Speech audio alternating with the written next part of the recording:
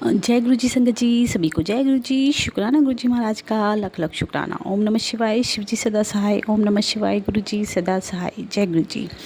संगत जी, दिए हुए नंबर पे आप लोग अपने सत्संग भेज सकते हैं। और आप को लगता है कि मैं कुछ क्वेश्चन है, कुछ चीज़ है, कुछ डाउट है, तो आप मुझे व्हाट्सएप पे वो भी पूछ सकते हैं और मैं कोशिश करूँगी कि उसके ऊपर वीडियो बनाने की। बाकी तो जय गुरु जी, क्योंकि गुरु जी जो चाहते हैं वही करवाते हैं, जो चाहते हैं वही बुलवाते हैं। मैं सिर्फ एक छोटा सा माध्यम हूँ संगत जी, जिसके थ्रू आपके सत्संग आप तक पहुँचते हैं और कुछ मन में जो बातें होती हैं गुरु जी के प्रति, जो सत्संग होता है, प्यार होता है, वो मैं बोल देती हूँ। जय गुरु जी।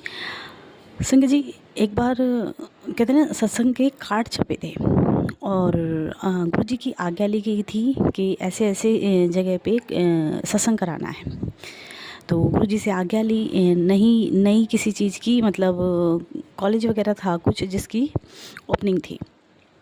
तो गुरु जी से आज्ञा ली गई। गुरु जी बोले ठीक है, मैं आऊँगा।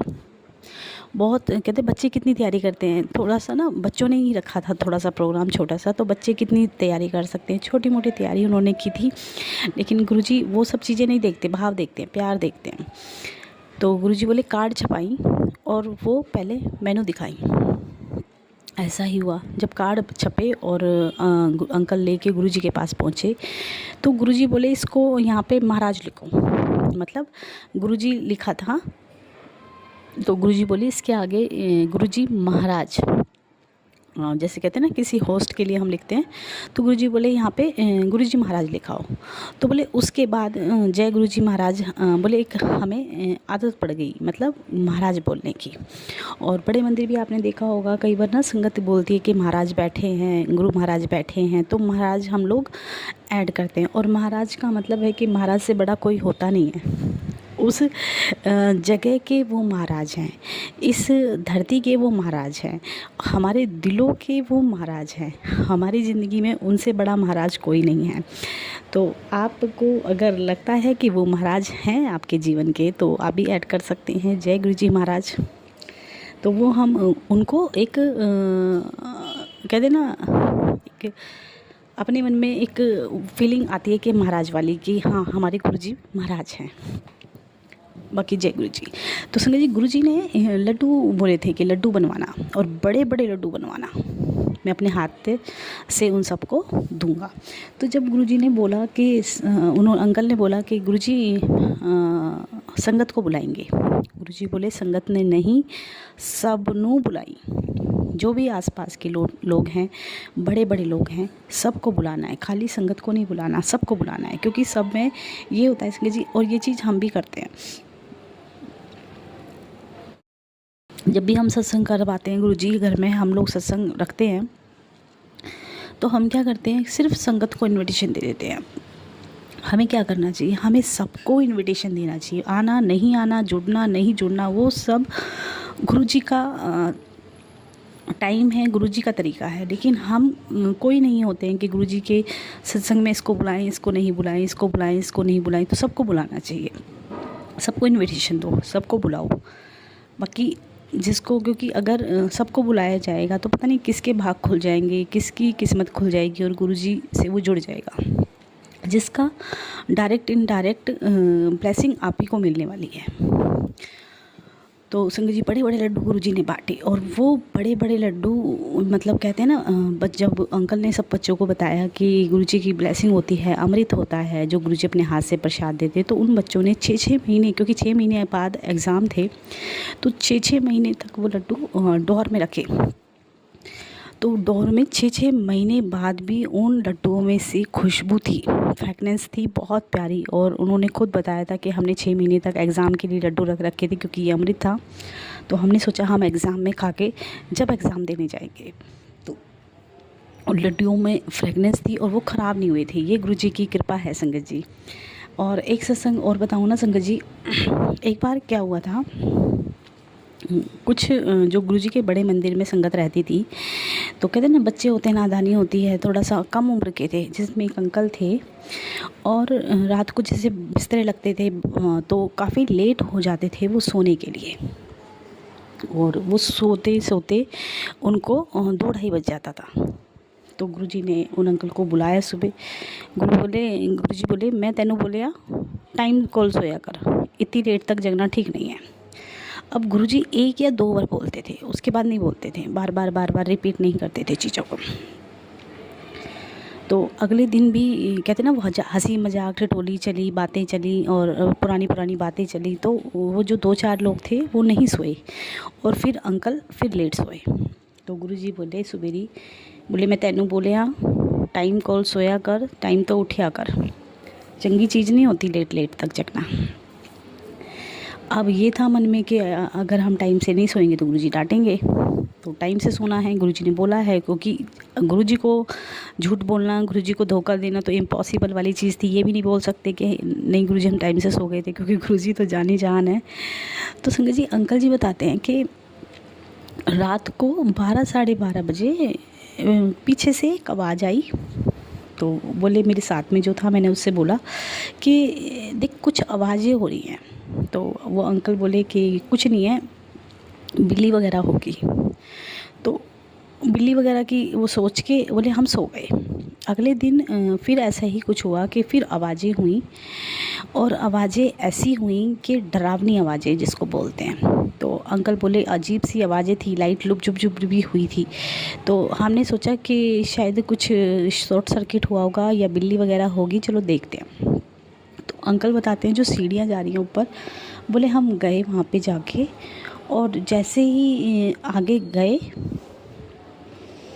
तो एकदम मतलब सर पे से एकदम कोई काली छाया जो एकदम मतलब बहुत तेज़ प्रेशर से उनकी तरफ हावी हुई और वो पीछे हो गए।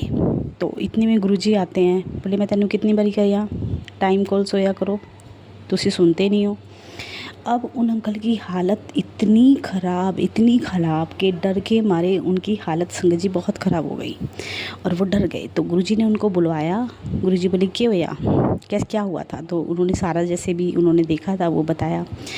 तो गुरुजी बोलते हैं तेनू मैं कितनी बार बोला कि तू टाइम नाल सोया कर, लेट तक नहीं जगह करो। कंजो तुसी नहीं पता मेरे कोल रात को कितने बड़े कहते ना देवी देवता और कौन मिलने आता है, तुसी उनकी चीज़ों में खलल डालते हो।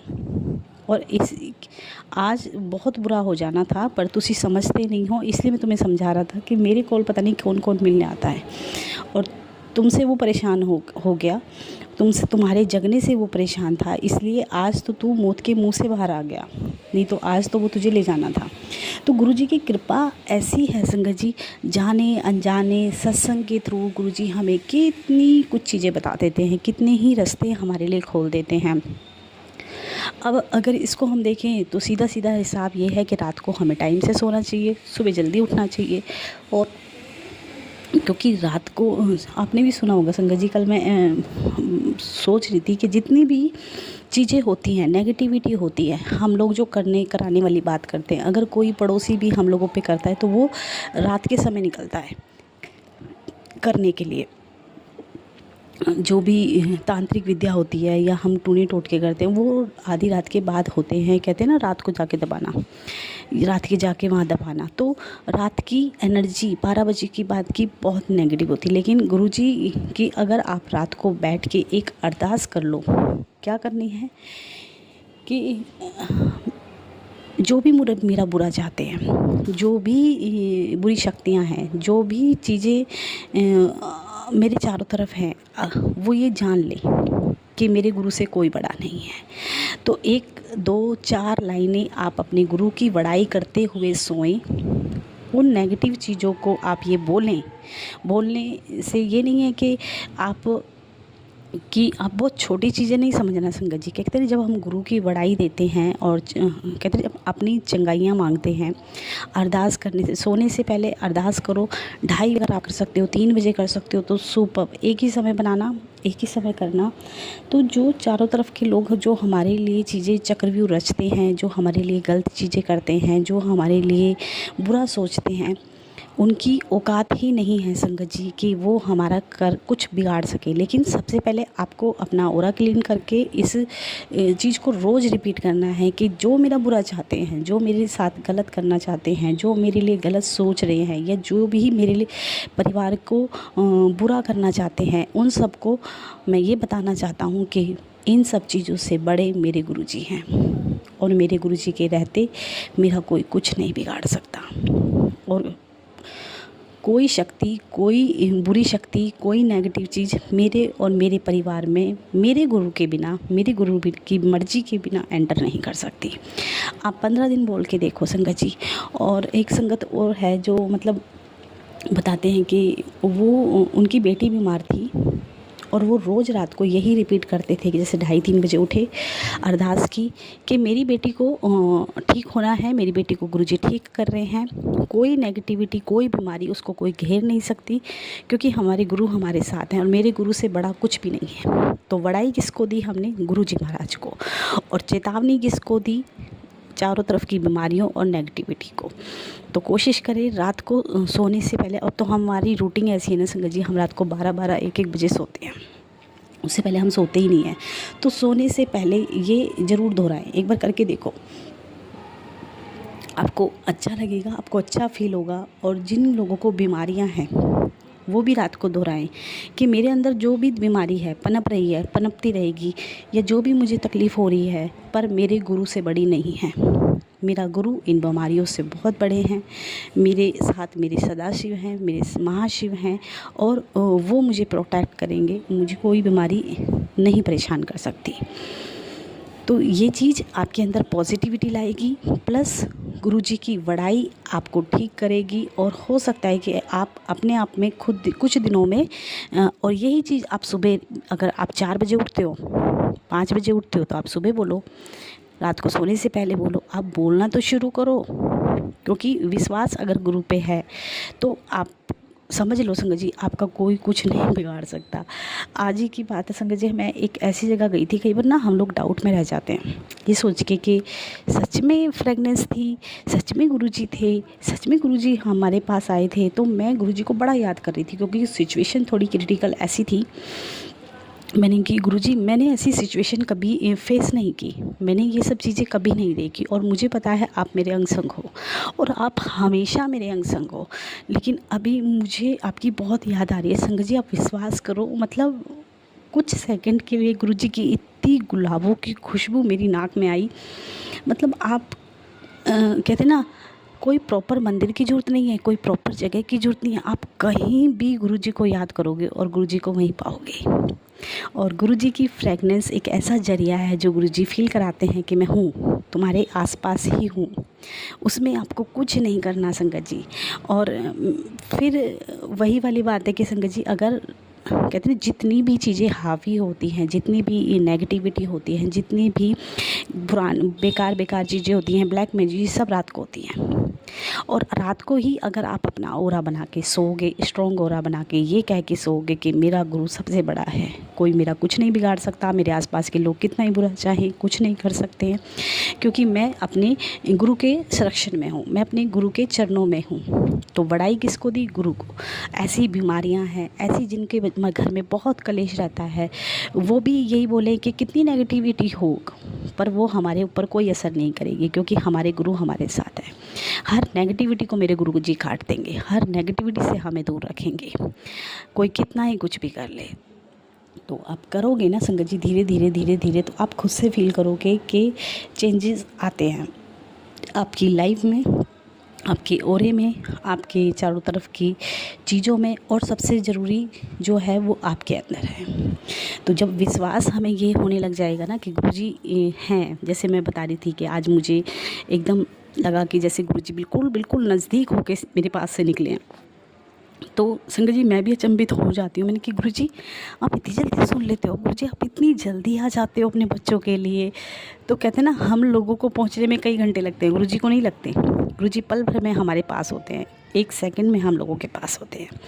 तो ये चीज़ें करते रहें, अरदास करते हैं। जब अरदास में भी यही लाइनें आप रिपीट करें कि मेरे गुरु से बड़ा कुछ नहीं है, मेरा गुरु सबसे बड़ा है, मेरे गुरु का मंत्र जाप सबसे बड़ा है, और जब तक वो मेरे साथ है, मेरे साथ कुछ गलत नहीं हो सकता, मेरे साथ कोई गलत कुछ नहीं कर सकता। तो जय गुरु जी, शुक्राना गुरु जी।